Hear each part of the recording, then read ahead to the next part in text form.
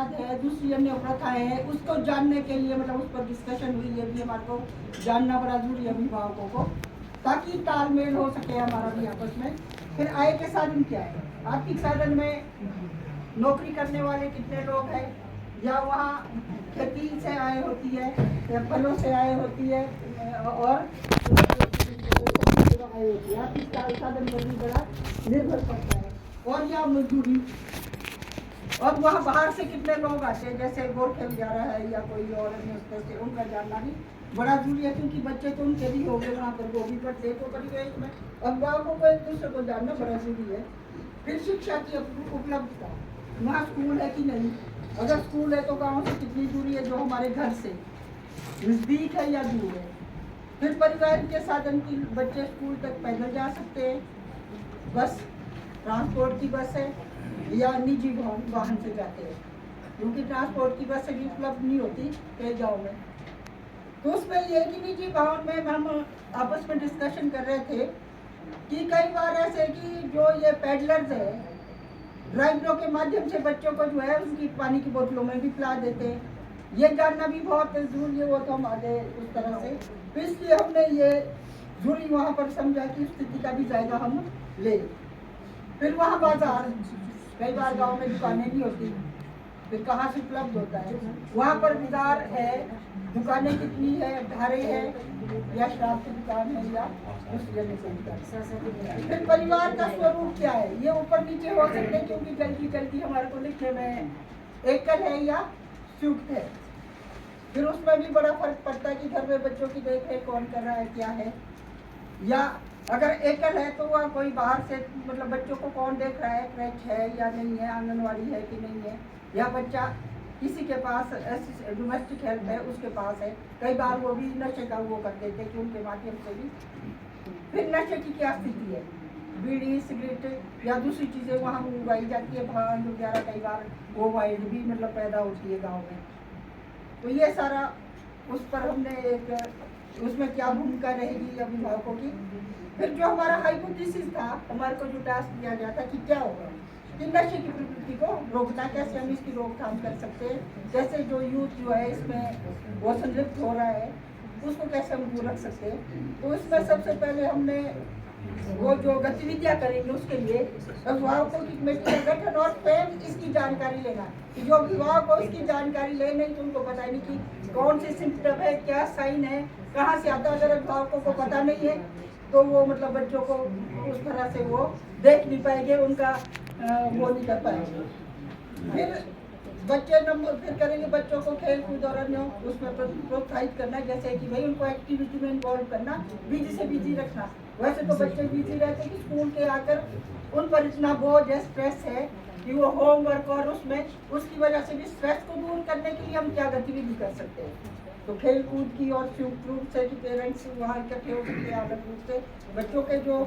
फिर स्कूल की मीटिंग में भाग लेना, पेरेंट्स की जो स्कूल की मीटिंग है उसमें भाग लेना, ताकि बच्चों की गतिविधियों का पता लगे कि बच्चा कैसा है, पहले कैसा था, अब उसका क्या मतलब किस तरह से है, कहीं वो नेग्लिजेंट तो नहीं हो रहा, उसके क्या कॉजेज है।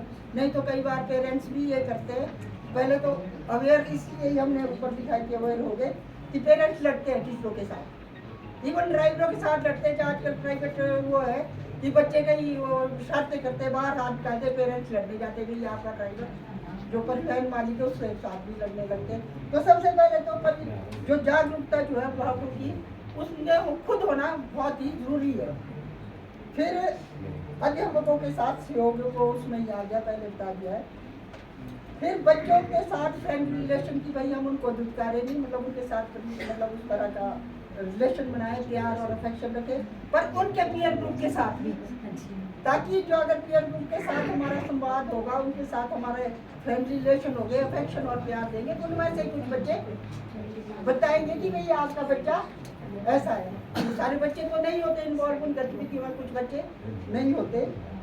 फिर बच्चों की हर गतिविधियों में नजर रखना कि बच्चा क्या कर रहा है, क्या नहीं कर रहा, कैसे मतलब उसकी हर एक एक्टिविटी में जो है हम नजर रखेंगे। फिर वो बच्चों को जैसे कहते हैं हेल्दी फूड दे, न्यूट्रिशन दे, कि बच्चों को फास्ट फूड ना दे, कि ज़्यादा उसके लिए इंकरेज ना करें, क्योंकि पेरेंट्स भी आज के लिए करते हैं कि घर में कौन खाना बनाए, उनको फट जो बच्चा बोलते हैं मैगी बना दो, कुछ कर दो, तो बच्चों को भी आदत हो जाती है, या कोई और चीज़ चॉकलेट और वो उस तरह से। फिर जरूरत से ज़्यादा पैसा भी ना दिया जाए, वैसे हो सके तो बच्चों के लिए खुद घर में हर एक चीज़ उपलब्ध करवाए, पर अगर देना भी पड़े तो जरूरत से ज़्यादा नहीं, कि बच्चों को ये एहसास ना हो कि हमारे पेरेंट्स के पास इतना पैसा है, या जो बिल्कुल आर्थिक रूप से बिल्कुल कमज़ोर है उसको ये नहीं लगे कि मेरे पास कुछ नहीं है। तो ये सारी चीज़ें हमने डिस्कस की। फिर बच्चों के सामने जो एक ये था कि नशा ना करें, चाहे वो जैसे बातचीत हुई थी कि कई बार बैठे होते हैं तो वहाँ पर भी नशा करते हैं। जब पेरेंट्स खुद इन्वॉल्व हो गए, हो सकता है अपनी एजुकेशन जब उनकी होगी तो इस तरह का वो काम नहीं करेंगे, क्योंकि बच्चे तो सबके आज तो हर घर घर की समस्या है कि बच्चों के लिए सब चाह रहे हैं कि हम कुछ करें, पर कुछ तो स्वयं को करना पड़ेगा, बदल कर करने पड़ेंगे। फिर प्रेशर ग्रुप के रूप में जब बच्चों की मतलब इस तरह का ये होगा कि फिर भी नहीं रुकता, तो प्रेशर ग्रुप के रूप में अन्य संगठनों के साथ तालमेल करना। फिर मेरे ग्रुप में कोई और को बोलना चाहे इसमें कुछ तो बाकी धन्यवाद। इसमें कोई हाँ, एक हमारे ग्रुप में ये था कि मेरे बच्चों में ऑनलाइन पढ़ाई के लिए बड़ा इनकरेज किया जाता है, तो उनको मोबाइल ना दिए जाए।